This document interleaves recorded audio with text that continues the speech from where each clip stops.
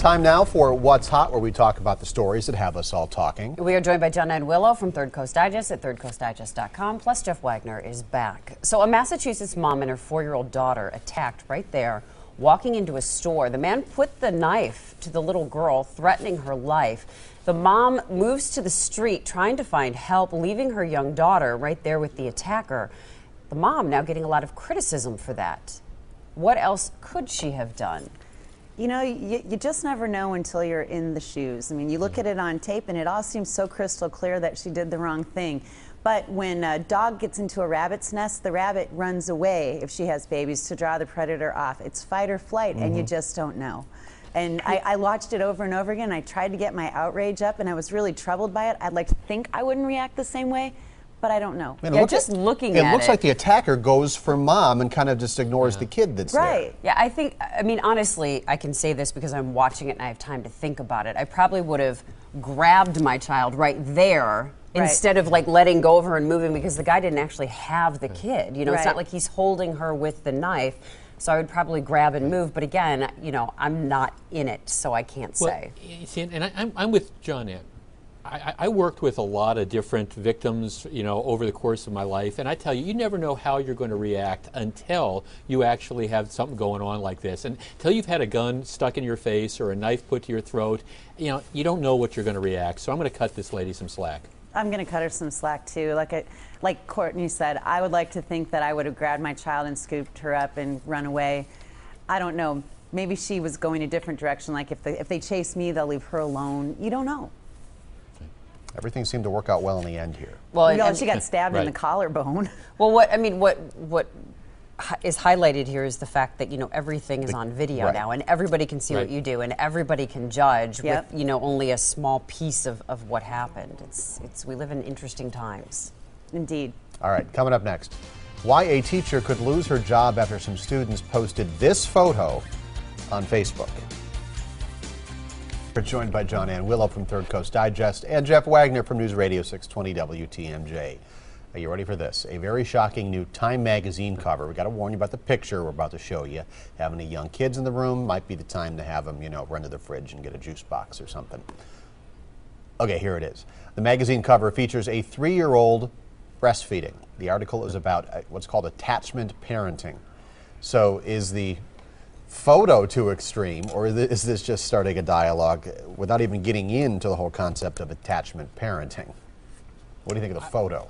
Well, I mean, the photo is creepy. But here's what's even creepier. This goes on. I mean, I've talked about this in my radio program from time to time, and there will be people who call in who continue to breastfeed, you know, kids who are like 3 years old and stuff because they think it's good for them. I'm sorry, I don't mean to be judgmental, but this is way creepy. Okay, that's creepy to you, but not really based in medical fact. I mean, creepy's not a diagnosis for the well-being of the mother. You think it's a good idea to be breastfeeding at 3 and 4 years old? I think it's a personal choice, and it's not something that I chose to do. But I do think that there is a huge movement in the country toward attachment parenting, and we automatically throw the covers over it and call it creepy. And I do applaud the cover for starting the dialogue. Well, okay, so then the question is attachment parenting a good idea? The answer is no, of course not. Well, you know, there are lots of facets to attachment parenting, though. Co-sleeping, I know a lot of people are against that, but I think co-sleeping is quite wonderful, as a matter of fact. And I think that kids get in their own bed when they're ready. And if they're not ready, you know, when they get to be, cognizant and in school, then you need to make them ready. And but you know, if a kid has a bad dream and wants to come get in bed with you, you know, that's okay too. But like I said, there are different aspects to attachment parenting and sharing, and it's a choice about how people raise their kids. Some people are into corporal punishment. Some adults say corporal punishment was the best thing that ever happened to them and straighten them right up. It's a matter of personal perspective. As long as we live in a free country, people are allowed to raise their kids the way they want to. Well, right, and again, you need a license to have a dog. You don't need a license to have a child. But that doesn't mean that it's good for the kid just because the parent thinks it's a great idea. Well, we haven't proven that it's not good for the kid. There aren't any studies that say that it's not good for the kid. I think guys, we have a third topic. Yeah. I'm sorry. We need more time to discuss attachment parenting. Yeah, I think we do. A Florida teacher is in hot water over using a cone of shame to punish students in class. That controversy started after students posted a photo like this on Facebook. The teacher says it was a joke. Should she be fired? All right, now going in the opposite direction from my stance on attachment parenting, you might be surprised to learn that I'm going to go ahead and assess this. She'd been a teacher there for 10 years. She showed the movie Up and said, here's the cone of shame. If you are tardy in class, you can sit at the tardy table or you can wear the cone of shame. I've had enough. We're going to do something about this. It's not okay to touch kids in public school, especially. There are different rules sometimes in private school, so she did break the rules. But I think she was looking at a creative way to solve a problem. I have a 14 and a 15-year-old, and I was telling Courtney during the break, you know, that cone of shame at home might just be the thing. Now, and then I told you don't let them put a picture of it on Facebook because then you will be in trouble. I wouldn't have fired her. I mean, this all became an issue because one of the parents ended up complaining.